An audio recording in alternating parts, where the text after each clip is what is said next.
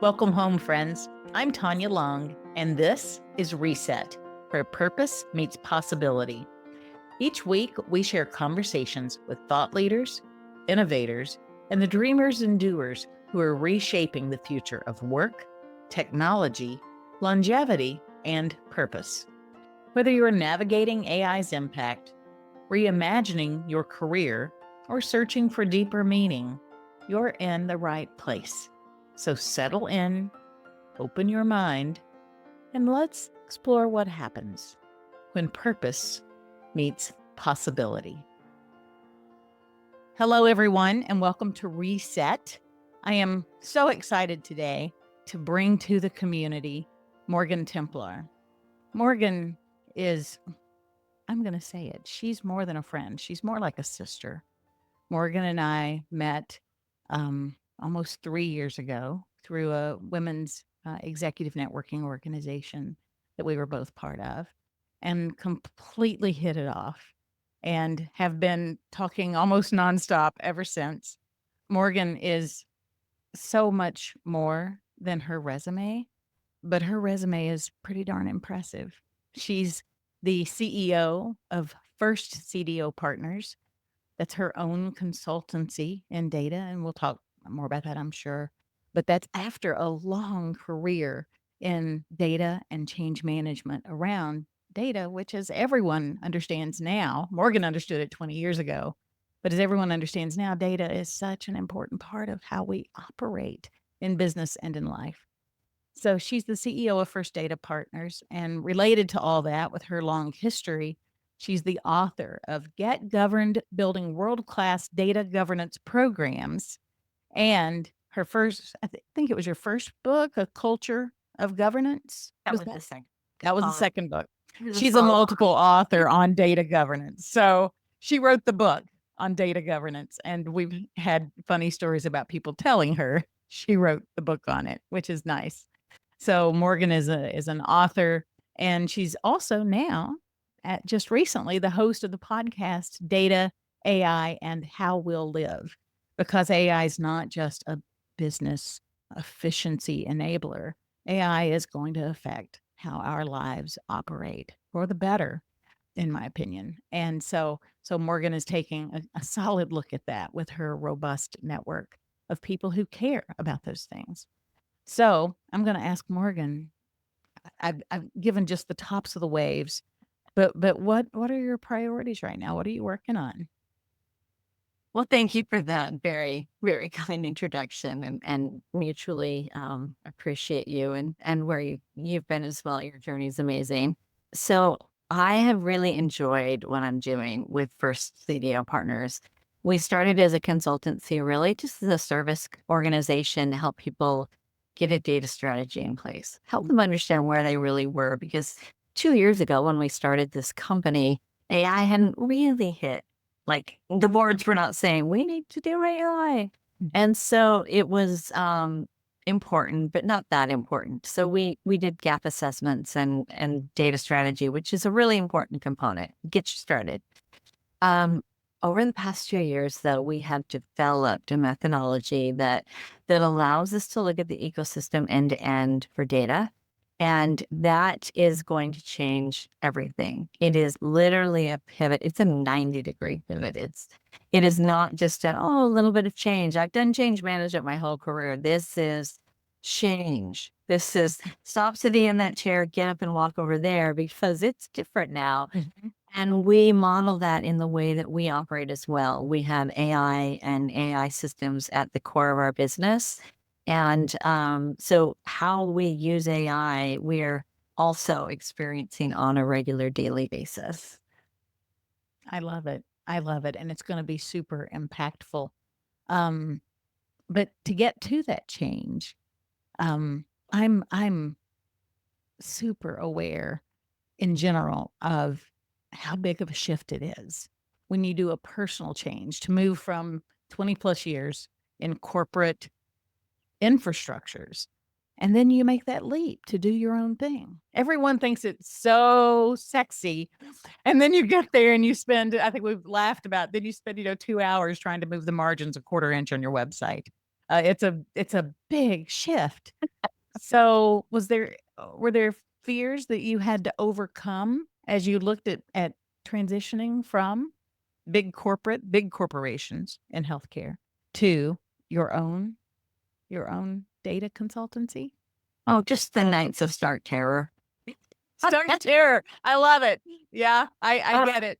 I've never done this on my own before. I've done some counseling, some coaching, and things like that where people Mhm. pay to do that, but Mhm. not without the safety net of that W-2 to keep Yeah. me, oh, it's fine. I know Yeah. exactly what I'm doing.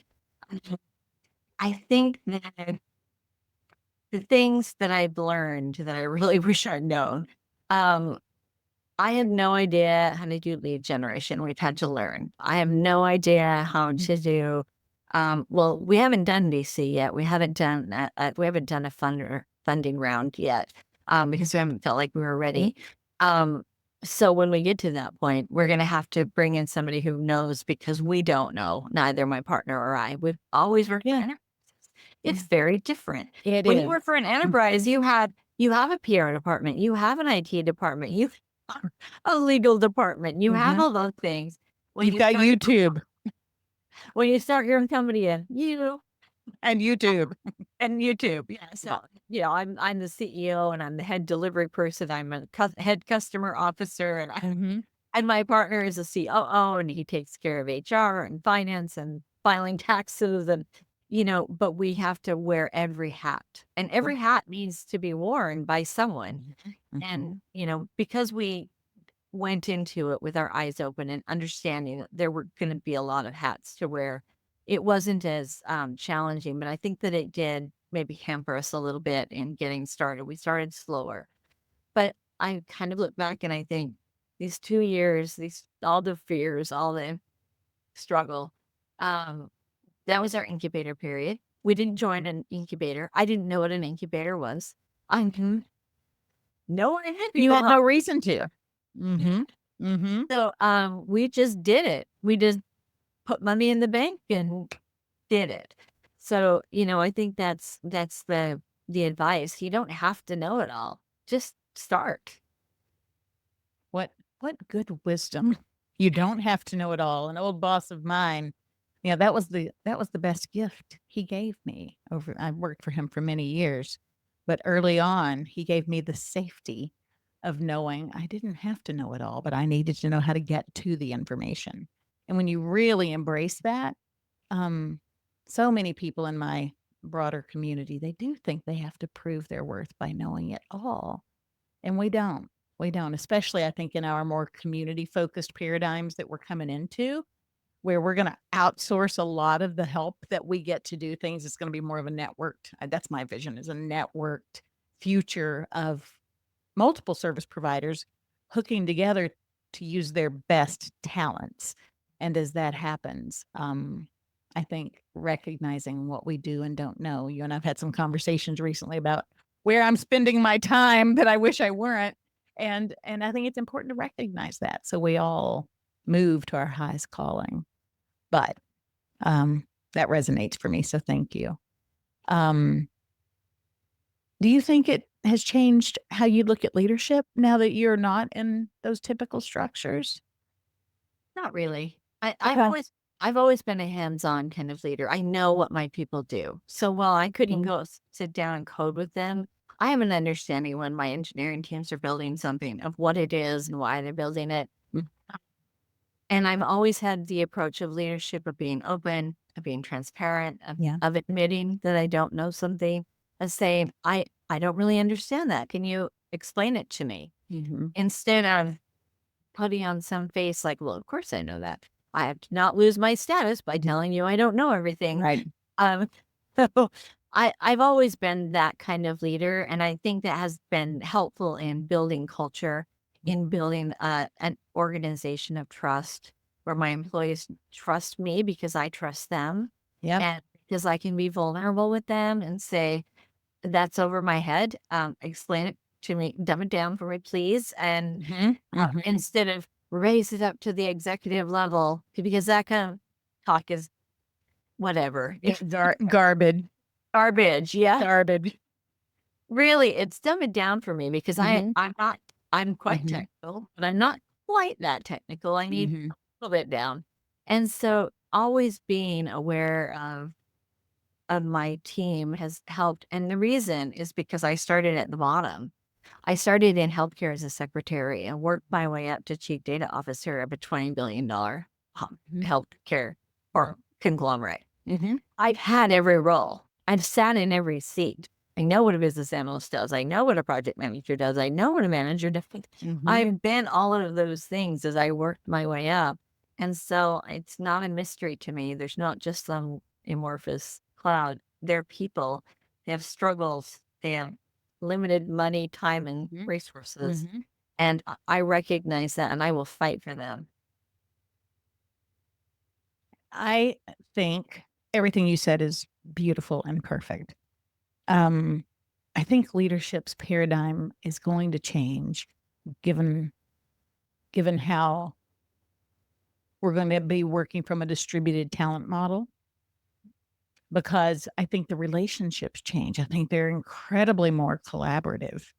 Um, and the need for leadership in those engagements. You and I've both been through a lot of leadership where clarity did not exist, where the why wasn't understood. That's just, I think, part of the era of enterprise that has existed for both of us. Um, but in the future, when we're partnering with organizations that are not that are part of our organization and 10 others at the given moment, um, I think that clarity and people understanding what we're trying to achieve is an even more important skill that hasn't necessarily been modeled, right? Now, I agree with that. I really do believe that you're Mhm. right. That as we get into this new paradigm where we're going to be working collaboratively, and my model is that very much. It's like Mhm. I envision my end-to-end data ecosystem as think of it like a rod, and then you have these things that slide along it with T connectors, and this is a metadata harvester, and this is a data catalog company, and we're just Mhm. gonna connect in the pieces that we need and write software in between to make it go. Make it Wow, seamless, frictionless. Mhm. for absolutely seamless, and that's the intent. But we're also one of those players is AI. One of those Mm. players in one of it when we talk about collaborating, it isn't just with this, data catalog company, but we're gonna utilize our to the fullest extent what we can do with AI and move us forward faster. So, leadership, AI, there's recent talk about managing AI and managing a human workforce and how leadership will also change because both are going to require management, but in a different way than we've previously reconciled. Uh, Tools have been tools, they've been systems we use.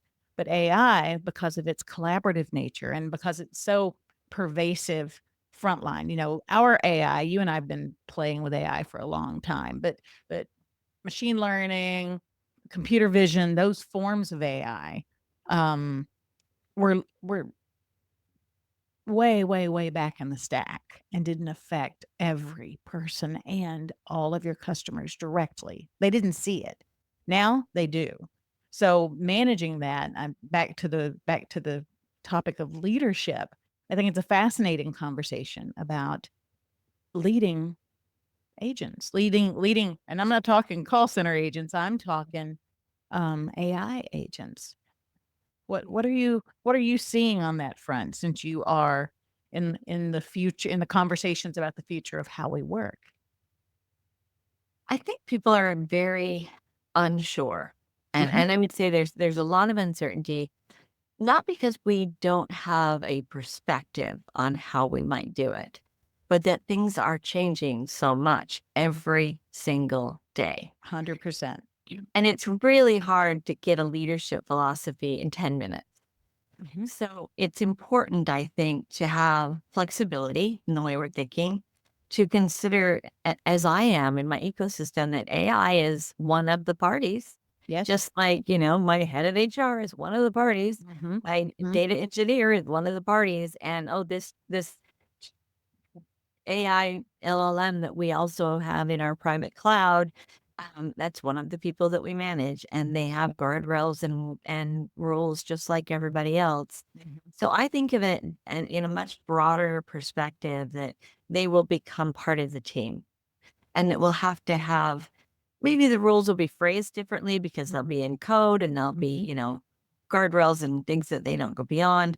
But that's no different than giving our team a set of ethics and a set of privacy rules and a set of operational paradigms that have to do with regulations that they also have to participate in. Yeah. So I think we need to not fear the fact that we're going to have AI as part of our team and our ecosystem, but find a way to embrace that and make that a holistic vision. Holistic. That word resonates for me because it does. It's going to need to be leadership models and thoughtfulness about leadership that encompasses the machine, if you will. That's not a good word for me, but I'm going to say the machine component and then the human component. And the human component is going to be so much more distributed. Our move to working from home was remote work was a real paradigm shift for the business world. And now I think it's going to get even more distributed with working with so many people that aren't part of your payroll team, but they're absolutely part of your team to accomplish your goal for your customers. So I think that's just the next evolution of how we work, people to people, people to machine to people. And it's going to require some thoughtfulness that, in my opinion, has been taken for granted for the last 20 years. People just evolved into leadership roles because they had done a good job as with their particular technical or vertical that they delivered in. And I think to be successful in the future, we're going to need to see leaders that are mindful about how to lead all these disparate pieces. I agree. I've, there's an old saying, and you'll know this saying, people get promoted to their level of incompetence Mhm. because they were really good at their last job. Yeah. And so they deserve a promotion, but they aren't ready, or they just don't have the skills or the mindset. The next level, Yeah. we've seen it time and time again. And, not to put anyone down in any way, what do we do with people who are exceptional and yet they should be recognized in some way? I think the point of being able to change that paradigm where you're also including the machine. You're also, we say, Yes. because I've been in tech, deep in tech, the gray matter and the silicon matter. Mm, mm. So, you know, That they, doesn't get said a lot. yeah. So that, the gray matter, we have our own way of dealing with those issues. And, I've had people that have voluntarily stepped back to where they were Yes. excellent. Because we were honest and we had those conversations. The silicon matter we often find is hyped well beyond its capabilities.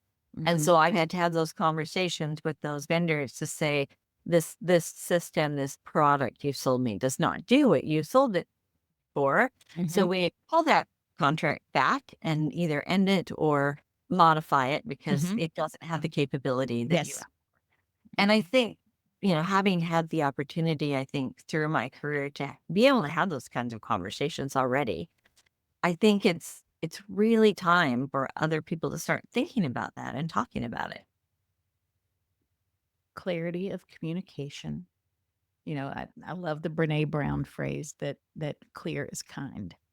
Yeah. And so in dealing with people, I think the most important thing is not to push these to you'd like to prevent them from reaching the point where someone has stepped into the Peter principle and they've evolved to their level of incompetence. You'd like for the systems, if you will, around how we make decisions.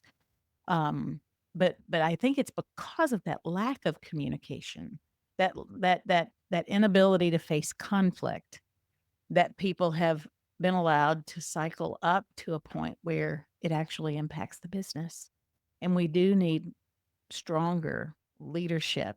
I know this wasn't the reason for our dialogue today, but I think it's a worthwhile it's a worthwhile detour for a minute to talk about what we're talking about now, that leadership, um, delivering uncomfortable messages is a gift when it's done well. It's a gift for the business. It's a gift for the individual who would be impacted. It Um, is. and I find that lots of times people are relieved because we put people on such a trajectory that, oh, I have to be a manager. No, you don't. There's no, it doesn't say you're a better human if you have a leadership title.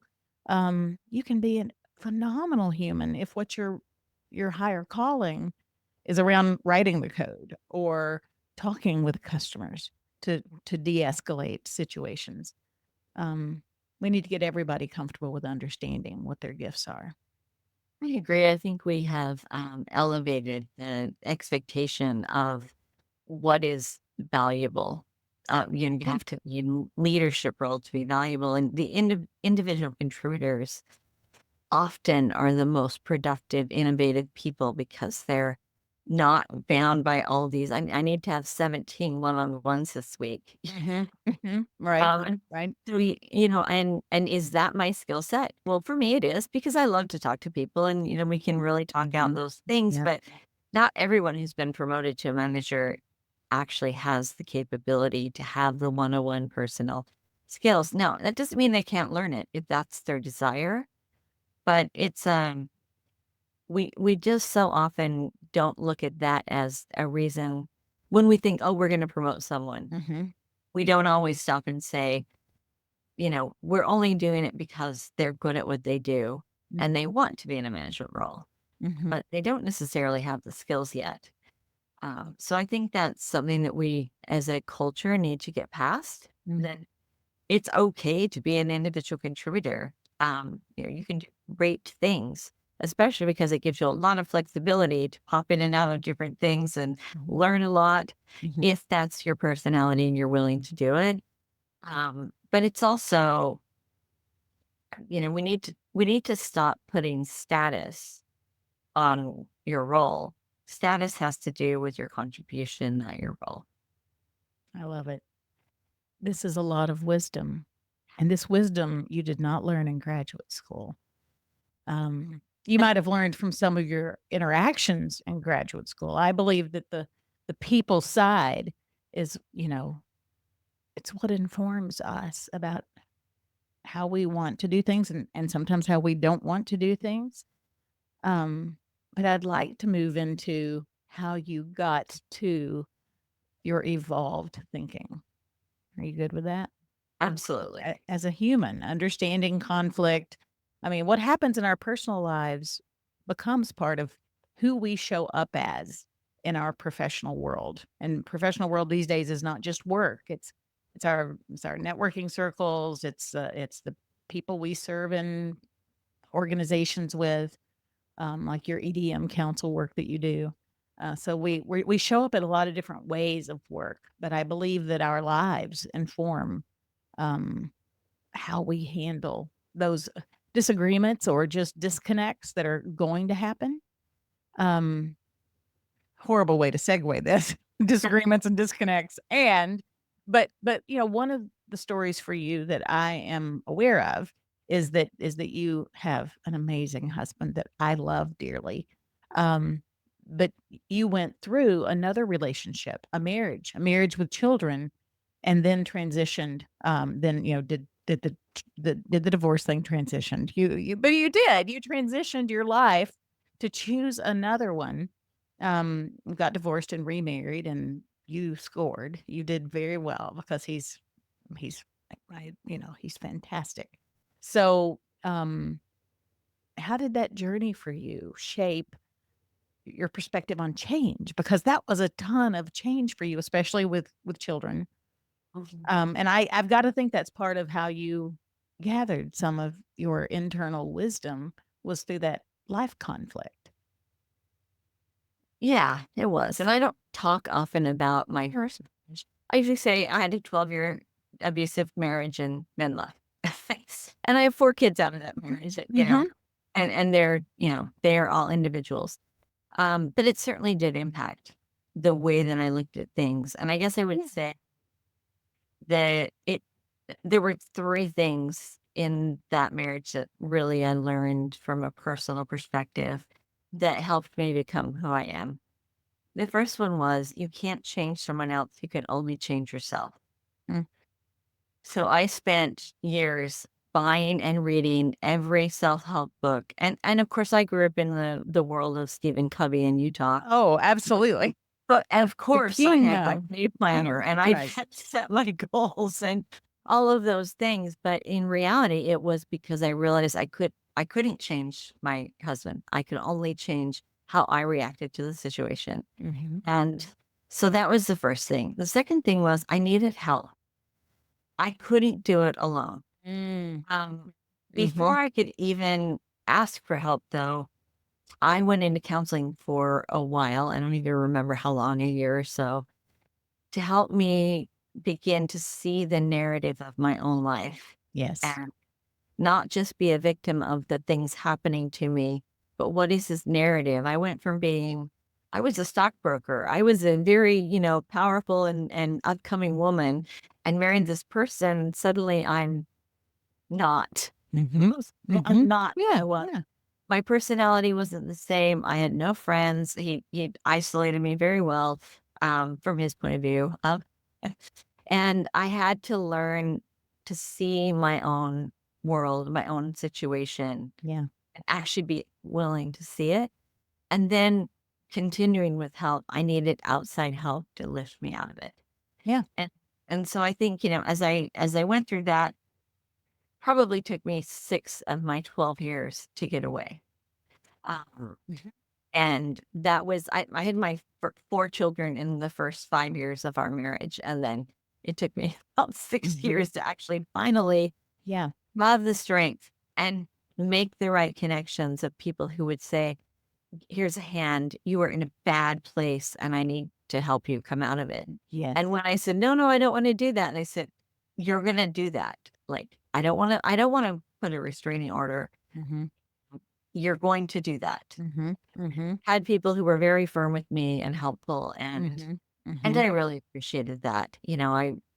I couldn't have done it without somebody outside pulling me in because my own family had not gone through the process of reimagining my life and seeing Right. how bad it was. Right. Right. Um,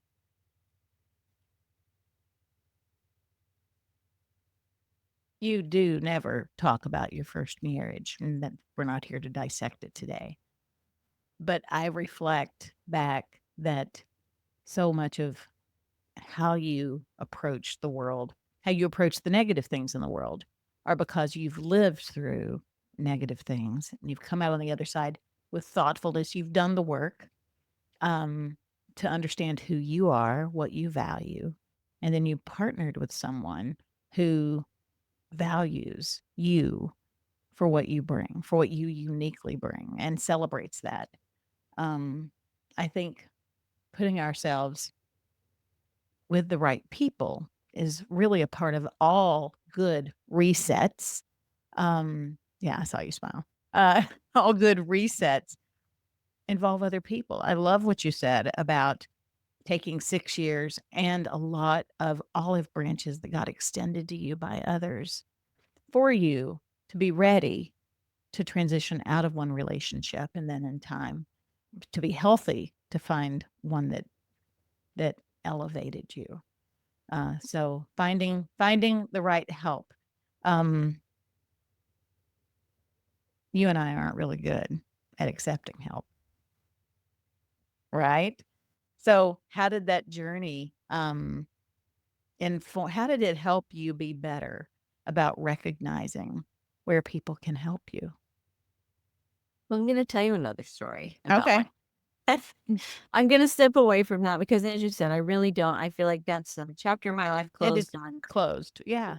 Moved on. Yeah. But I am very blessed and very lucky to have found my true soulmate and my other half, and we together are like practically the same person, and I love that. I love that 23 years later, we still keep each other up until 3 in the morning talking because we just love to be together.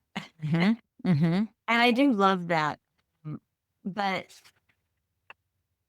so we had a very traumatic experience in our family, and it really, in many ways, is what I don't want to say healed me, but actually really made me completely reinvent my paradigm and how I thought about things. Um, 1 week before my first anniversary to my sweet Stephen, um, our oldest daughter almost died, rushed to the hospital. We got to the hospital. Stephen sat on her bed and he felt something in his brain shift, heard a ring in his left ear, and it popped and he couldn't hear out of it. He didn't tell me any of that. We were dealing with our daughter who was about to die, Right. and they managed to save her. And so we went on these parallel journeys for like a year where she was she had an previously undiagnosed and untreatable blood disorder. So every 4 days she was getting a blood transfusion and trying novel treatments to see if it Mhm. would work. Right. And so that was all happening. And we were trying to find out what was going on with my husband, and he had a brain tumor, which in that same year had removed, which left him permanently disabled. Chronic vertigo, has no idea which way is up, falls even when he's in bed. You know that, what you do, Mhm. huh? Mhm.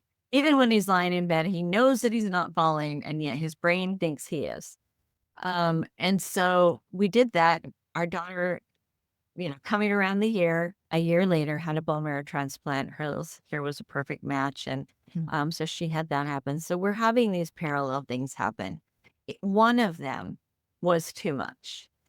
Um, and two of them was impossible. Mhm. But my Mhm. family stepped in and we have a family agreement that when someone is in the hospital, you don't leave them alone. Somebody spends every night with them. There always is a family member there because you never know when the nurse changes shift if she remembered to tell them this or That's that. right. And so we do that for each other, which I do really appreciate about my family. And they we basically took shifts of staying with my daughter so that I could stay with my husband. And in the end, it was really challenging. They had a year of being home alone, and while she was recovering, he had to relearn to eat, and I had to Mhm. shower him, and he couldn't really walk, and he would fall down the stairs, and um, so I learned through that a couple of things. One of them is it doesn't matter what is going on in your life. If you have to only survive the next breath, that's okay. Mhm. And then the next breath, and then the next breath. And that's all you have to see. What's happening right now in front of me? I'm dealing with Mhm. that. What's Mhm. happening right now in front of me? I'm dealing with that. And just taking that perspective of the big picture is all there. And I'm a big picture thinker. So generally I'm all over it. But thinking about the big picture of our life for those 2 years Mhm. is more than the brain can handle and the soul can handle. You Mhm. just can't. And so my family was there. I had 3 other children who were not at the hospital all the Right. time. And I basically lived at the 2 hospitals and hardly ever went home for like Mhm. 4 months. Mhm. And the CEO of the hospital let me shower in his personal shower. In his private bathroom and I'd sleep on the sofa in the administration office. I mean, just people were there for me. And that seems like an odd thing, but it meant the world because I had a private place where I could go and decompress, but I was still there if Yes. something happened. I could just be Mhm. at either hospital in 10 minutes or just go upstairs. And, the the support of my family and the support of my community, my friends, that was how we got through that. We never would have done it otherwise. Things that we would have to do became routines. We just changed going to cheerleading practice to going to blood transfusions. And Like, twice a week she had cheerleading practice. Well, 3 times Mhm. a week. Now, twice a week she has a blood transfusion. And it just became our family routine. And as she's got a soccer game and, he's got a little league game and she's got a blood transfusion. And Mhm. it just became part of life. And we tried not to treat it like we were in a bad, I don't even know what to say. We didn't victimize ourselves about it. We simply Mhm. said, this is life, we deal with it and we move on. It's the three-legged dog concept. And I think of that all the time. How many three-legged dogs you see? They still run, they still play. They don't even notice they're missing that I leg. had a three-legged cat growing up. He got caught in a trap. Yeah. So, And yeah, and you're right. They move as if they never had it. yeah, and they're Mhm. fine. So, Mhm. that's kind of how I kind of came about dealing with all of that trauma. Um, you can't have trauma without fear, though, and fear is a big narrative. I think I mentioned earlier that like how did I start my founder's journey with start terror? It, And now you laugh about it. I do because it was like I didn't know what I was doing. I didn't Yep. know how to do it. We just did it. Like Right. whatever. Mhm. Mhm. Someone can do it, so I can do it. We just did it. Um, but fear and being able to manage fear and being able to realize that that is just like pain, it's a symptom of something. Mhm. So what do you do to remove fear? You bring in knowledge, you bring in understanding. Mhm.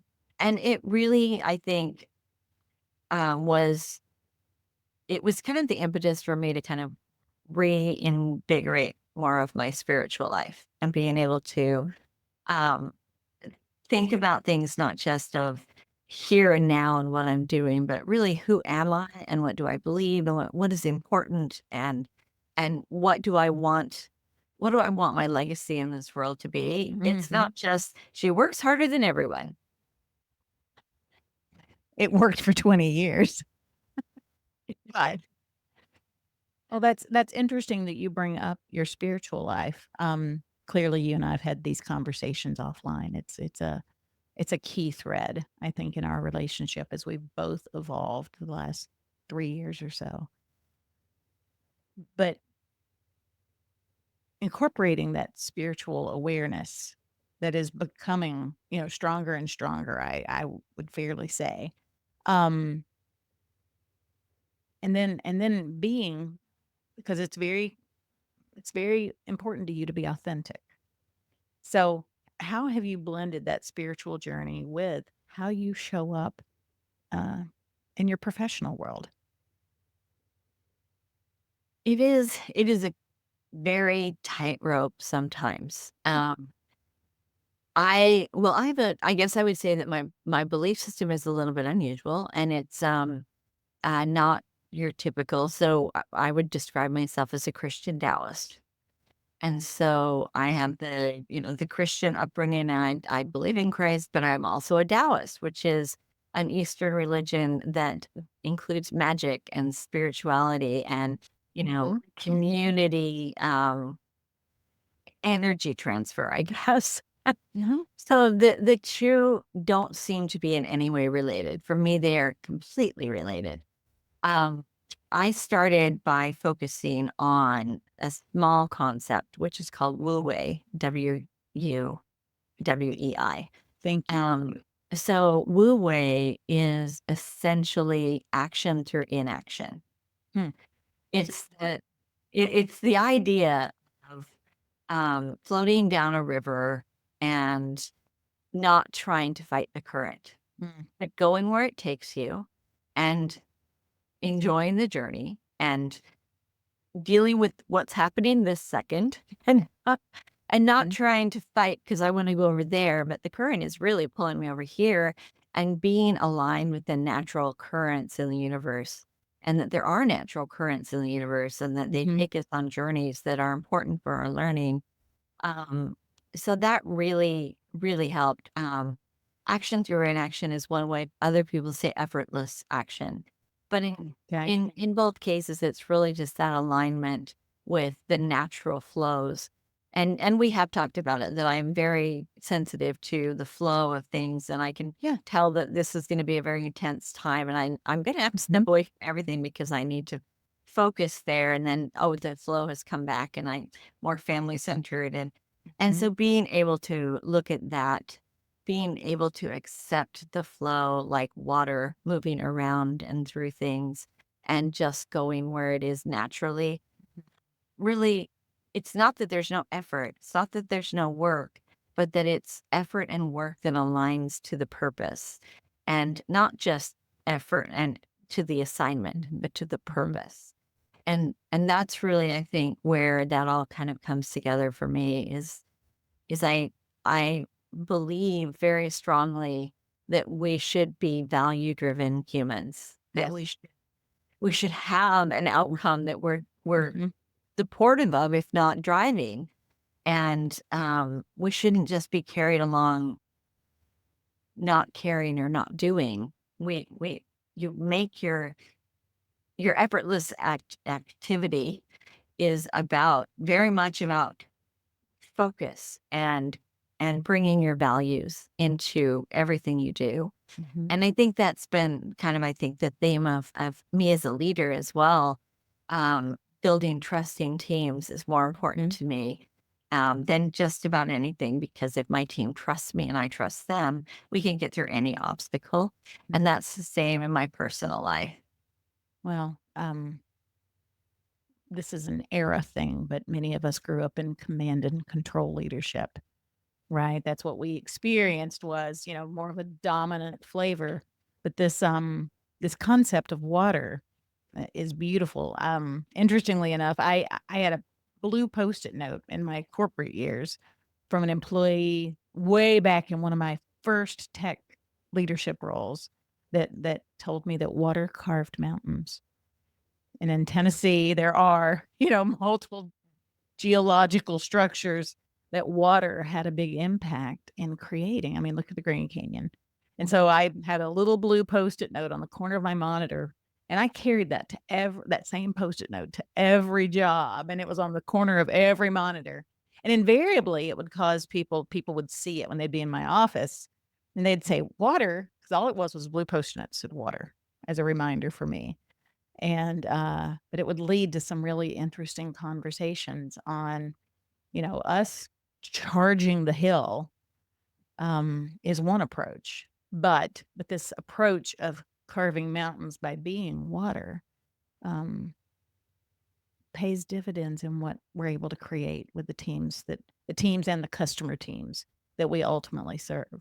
So, And I really do believe that there is a natural flow. well, okay. Even in business and in technology, things come and go. And, we talk about things in waves, and we talk about we're at the peak, and now we're in the Mhm. trough. And Yes. so Yeah, we there's a billion water connection analogies, you're right. there really are. And if we recognize that, that's because we can't help it. Because there is natural flow in the universe. And for me, while I don't generally talk about my personal beliefs, um, just because I don't really need to. There's plenty of other stuff to talk about. Yes. Um, it does guide who I am, and it does guide how I show up every day and the values that I bring. Yeah. It really creates a sense of harmony between me and the world. And that to me has been quite amazing. Just to feel, I mean, coming from that background and then and immediately going into all of that trauma, and then I wanna say reinventing myself. I said that in the mirror this morning. I said, "Reinventing myself." I said, "I did not reinventing myself. I'm going back to who I was before all of that happened." I should know, I loved who I was at 20. Mhm. I was independent and strong and fearless, and I could do anything, and that's who I wanted to be, and that is who I've worked to become again. But this time with compassion, this time with empathy, with an understanding of other people's pain and trauma, because I've had my own. Yeah. And so it's a much more mature type of leadership. And I mean, I can't separate you as a leader and as a human. Um, because I think that as you've evolved, and clearly I've only known you 3 years or so, um, but being human and being authentically you is absolutely it's a non-negotiable for you to show up and be yourself and bring your whole self to the journey. right? I know there are parts that it's just best for us to, they say don't talk about religion or politics with the people you work with, and there's wisdom in that because we are, as we've discussed, so divided across the planet around mine, no, this is best. I know best, but it's hard to stay authentic to who we are and yet not let those conversations evolve naturally as people start to trust each other more. Um, you have to be vulnerable in order to start to begin to share who you are and what matters to you outside of delivering the project. And you've already said you don't like execution, so showing up as who you are it's a careful journey when you get to the levels you and I've served at. So, how do you balance vulnerability when you're working with teams? How do you balance being vulnerable and authentic with your professional persona?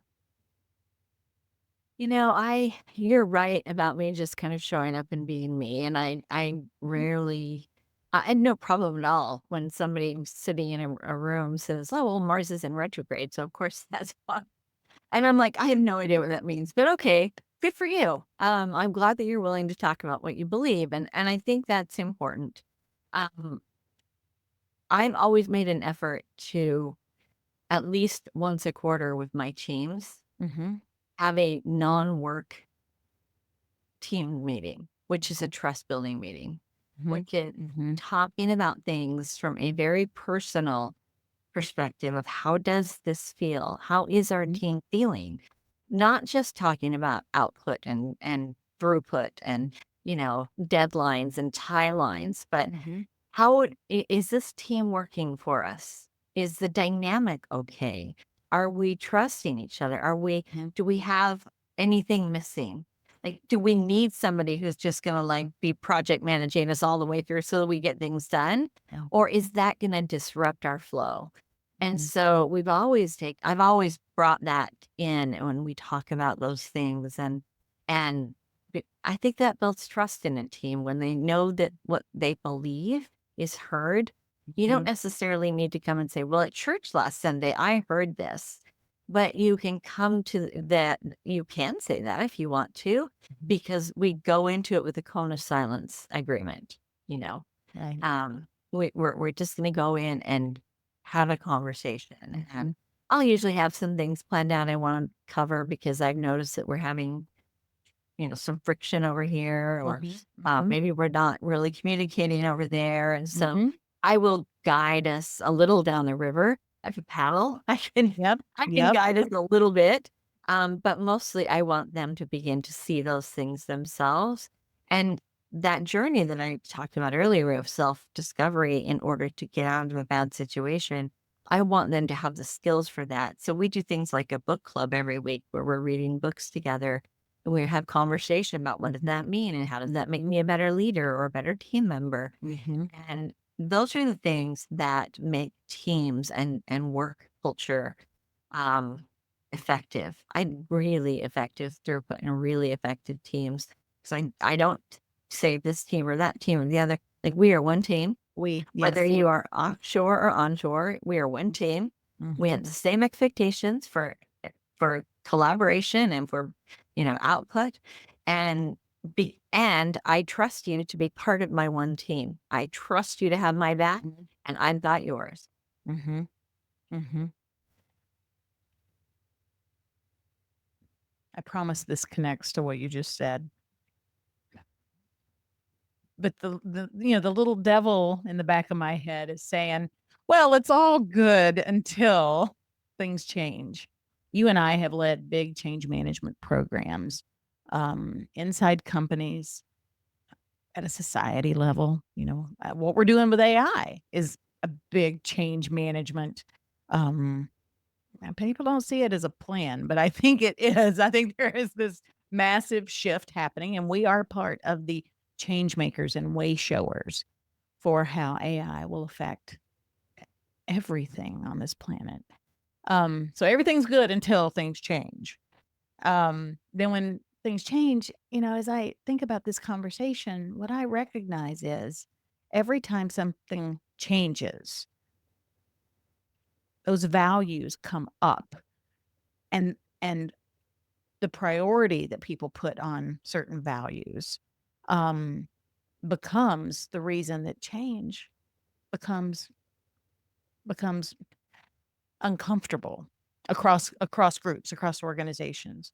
So, have you had any particular experiences that you want to share, or that you would give as examples of how do you lead change and still stay authentic, vulnerable, and promote other people being their full selves, knowing that we all have to change a little to accomplish that next step in the goal? So I have a change management cycle that I utilize when we're going Okay. through change. Of course, Okay, but there's a I framework have a for system. everything with you, Morgan. I Every do actually have a system, and I stole this. Actually, I didn't. I borrowed this from a friend, and Okay, he said, "Go ahead, take the credit for it." I'm like, okay. He's like, "I don't care. I'm never going to be out there. Take the credit for it." fine. It really walks you through the 4 stages of change, and it's focus on self versus focus on the change, Yeah. and then it's focus on the past versus focus on the future. Mhm. So it's a quadrant. And so as you kind of focus on the past and focus on yourself, you deny it, you don't want to be part of it. As you move through that process, the next step in the paradigm is you're focused on yourself still, or you begin focusing on the change, but you're still focusing on the past. Things were better before, I this will never work, And then you move through that change continuum to focus on the change instead of on the self, but you're still now you're on the future. So now you're looking at yes, the change in in future and how that impacts you. And, what if people start to get creative? What if could we make this better? What if we did that? Yeah. And then What finally, if is such a powerful statement. yeah, it Yeah, is. And yeah, so just yeah. moving through that continuum, everyone goes through it, even me. And Mhm, I love change. I mean, I mhm. Yeah, describe we do. myself, I describe myself as a coffee bean.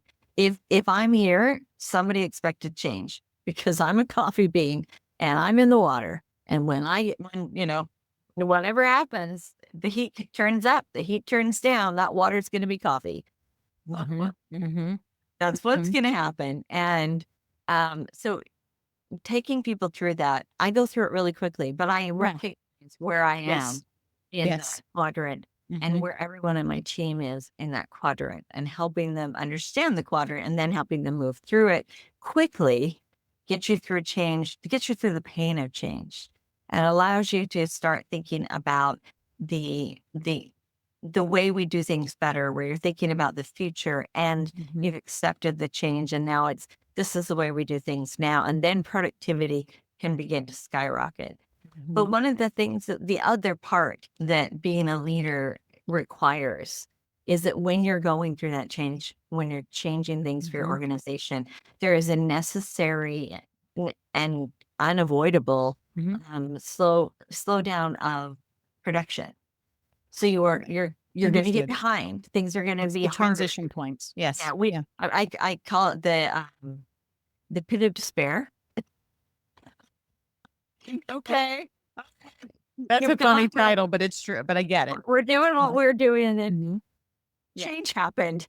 And Yeah. now we're down here. Yeah. And then you have to rise up out of that. And then once you've gotten out of it, then Mhm. productivity will skyrocket or at Yep. least or improve. And so the goal of a leader is to make the pit less deep and Mhm. the gap between the two things shorter. Yeah. And you do that by helping people understand change happens in this way. This is how we go through that Mhm. gap. We're through it. Now let's Mhm. go. Yeah.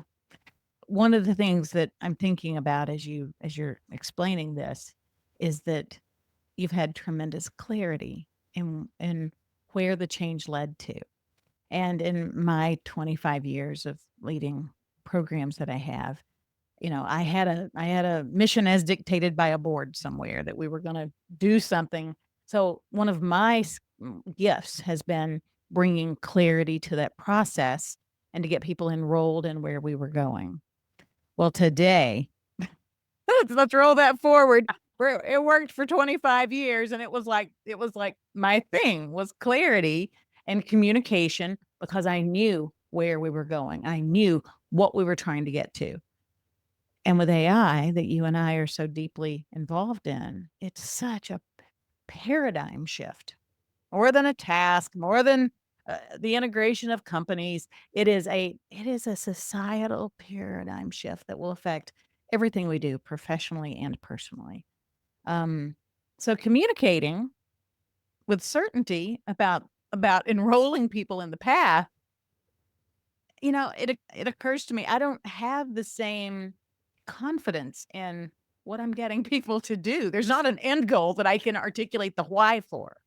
So I know that you're experiencing this too. What would you say about this new journey that we're on, leading change, being vulnerable, being authentic, bringing people forward when the end goal is not super clear because to your point earlier, it's changing daily. Yeah.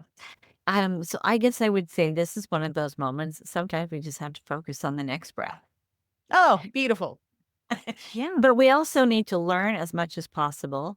And then you need to decide, every single human needs to decide, do I want to help guide and direct this change? Or do I want to just let somebody else do that? I'm just going to follow along. Okay. Okay.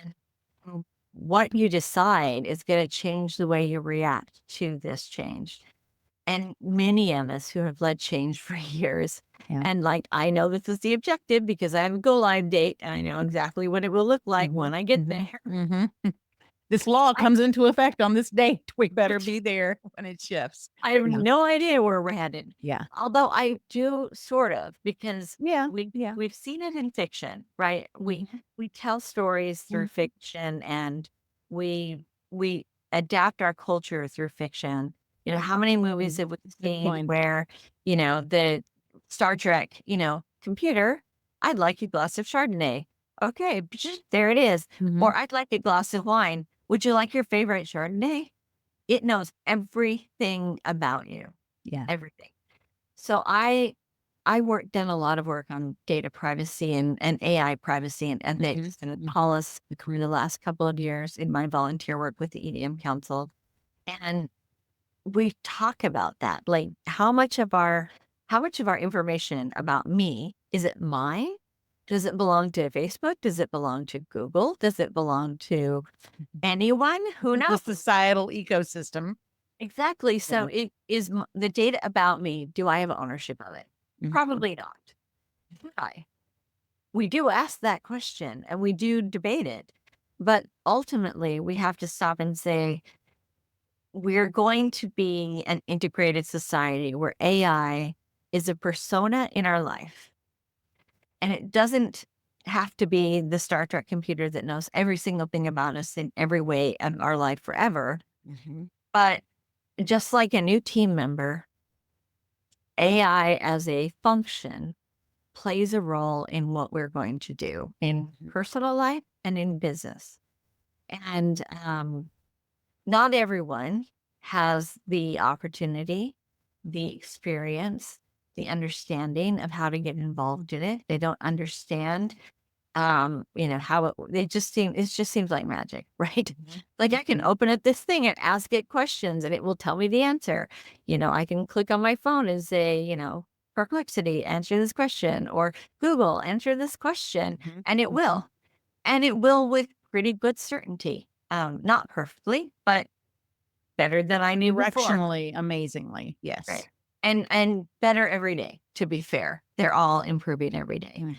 And I think that is something we have to be aware of as we lead change and drive forward. And we kind of think about this change continuum. Even if I don't know where I'm going, I'm looking to the future. I'm not quite at acceptance because I don't really know what the product is. Yes. But I'm certainly on the journey of, what if we could do this better? Here are some things we could try, which is the third quadrant of my change management continuum. And so we can get ourselves there, and then we collaborate.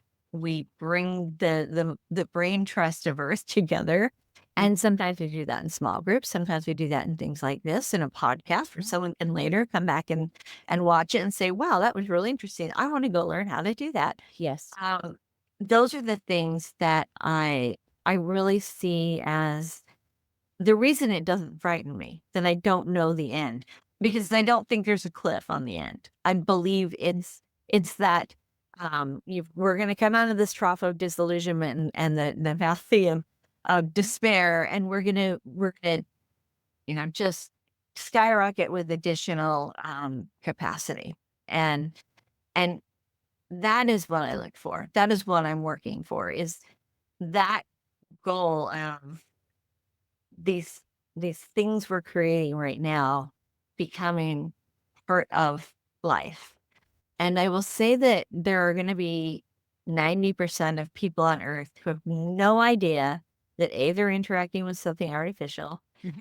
B, that it is the result of a lot of hard work and spending, Huh? or even what it is as C. Like Mm. they don't know what this thing is. If I said, you're using a chatbot, okay, what does that mean? It doesn't feel like a chatbot. It understands my emotion. It can change its response to the way I'm responding to tell that it can tell I'm upset, and it can say, I can see that you're Mhm. feeling a lot of emotion here. Can you tell me why or what you're feeling? And it will ask those questions today.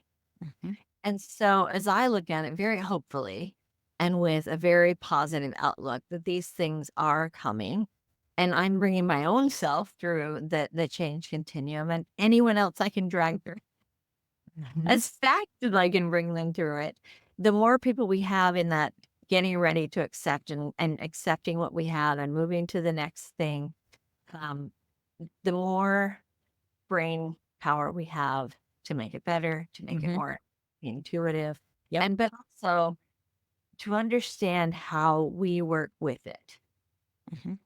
and Beautiful. how it brings us, it elevates our abilities, it elevates our innovation as opposed to replacing them. I agree. I think we have to pat ourselves on the back a little because we have stayed away from our AI and data roots, um, which is so much a focus of what we do now. And the focus of this podcast is about, it's really about when everything that we're working on starts to result in direct change to people's lives. I'm trying to prepare people for that by thinking more actively about resets and how we achieve these resets and how we thrive through the resets. But you and I love to talk tech.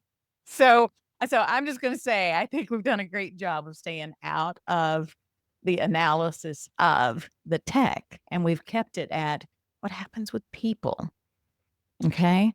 So with that then though, I'm going to ask an AI question, but it's still about people. I have so much hope for society with what's coming with AI. Things I don't even understand or know are possible yet, but I know they will arrive and much more quickly than any of us are ready for, more than likely. Um, you mentioned the word hope moment ago, and I wonder what about AI gives you the most hope for human potential for our future? So I would say that I have been aware for many years Mhm. um, of the tech divide. Those who have and use technology, Yes. who don't. Yes. And it is a significant divide that literally divides our society, your ability to earn a wage, your ability to integrate with the Mhm. things that are happening in the world. That divide is getting bigger. Not this way, really, but it's getting bigger and bigger. And my hope with AI, my belief with AI is that it is becoming, because it is being based on natural language processing. Mhm. You don't need to know about the underlying technology to use it. Mhm. And I believe that it will become a bridge, the Yes. ability for people to move from, I'm not in the technology world and I don't understand. In fact, I don't even own a computer. I just have, one of these things. And Mhm, oh, mhm. is that the internet? No, no, that's just my Facebook. That's not the internet. But that's that we really are coming for people with no knowledge and people who, are looking at quantum, and we didn't even touch on quantum, which Right. is a Oh, dating topic we both love. I thought it was best to stay away. Yeah, but you're But gonna keep that going. that is a huge divide in Yes. people right now. And it doesn't mean one is better than the other. It means just a different, Mhm, point of view. Like mhm. I could never weld a car back together, but someone can, and I appreciate it. Yes. Yeah. But as we think about that, I think AI has the ability to get to bridge that gap for people. And I hope that we're building it with that point of view, that it becomes an equalizer, that it allows people to have access to information that they need when they need it, instead of feeling stupid, instead of like, I don't really know and I don't want to say anything because I don't know. Instead, they can just quietly type on their phone and say, and I do this, by the way. First time I ever, when I interviewed for my job at Blue Shield of California, they took me to dinner and I saw this word on the menu I've never heard of Oh. called quinoa. I didn't know what Oh, quinoa was. California, I love it. This Never is a heard of it. big I came from, well, I was semi from Boston, but Oh, I, yeah. I very quietly said, what is quinoa? Which turns out I am actually allergic to it, but I didn't know that then. I'd never tried it before. Like, oh, it's an ancient grain. Okay, I can give that a try, right? Mhm, I can eat rice, give it a try. mhm. Um, but yeah, I used the internet. I used the AI that was available to me in 2013 to Mhm. help me know if I was able to eat what was on my plate in front of me In real time. in real time. Committees had to be convened to analyze it and give you results. You had it And I right didn't at your have to ask fingertips. everyone. I That's didn't right. ask everyone and be embarrassed, like, I don't know what this is because 'cause they're Mhm. all from Right. Well, they were all from California, and quinoa bowls were already a thing, even They in were. 2013. Yeah. Yeah. And, so my experience in using it to bridge the gap of understanding without having to just be dumb. I was on a job interview after all. Mhm. Yeah, And, absolutely. those are the things that I am hopeful with AI, is that it will be available. Like Google search has changed the world. Um, I It has. believe that AI and the things that we're building and the choices that we make about ethical AI, about Mm. privacy, about help making sure that AI retains people's humanity, and that we are elevating that perspective. I think we have an obligation to the world to think of it that way. Mhm. I don't think there's any better thought to close out our conversation than what you've just shared. Um, I'd like to call it the yellow brick road instead of a bridge, just for the record. And anybody who knows me more closely would understand the humor in that. But the vision that you've painted is one that I think, no matter what our individual values are, I think that we can all um, see a way forward with what you've described as what our potential is for humanity. And so, without being a lofty, sociological, big theory response, it was a very real response about what we can look forward to. And I think everyone needs something to look forward to right now. So, thank you for that. When people want to obviously follow you on different channels like they should, like they would want to based on this wonderful conversation, how would you like people to find you and be able to even get in touch with you? So I use LinkedIn primarily. I Mm. don't do a lot of socials, but I do LinkedIn. And so please, I'm also an open networker. So anyone who wants to connect with me, send me a connection request. I don't have filters on that. Unless there's some reason, like, don't start with the hey babes, Mhm. and I will not connect with you. But for the most part, anyone that wants to connect, I'm happy to. I'm also very happy to provide limited time with people. Obviously, I have to limit it, but I do a lot of unstructured mentoring Mhm. sessions. I'm more than happy to give answers. I will often refer you to someone else who's either a better person than I am, Mhm, because mhm. I do have the network of interesting people. But please do connect with me on LinkedIn. You can see more about me on morgantemplar.com and firstcdo.com. So those are my personal and my professional websites.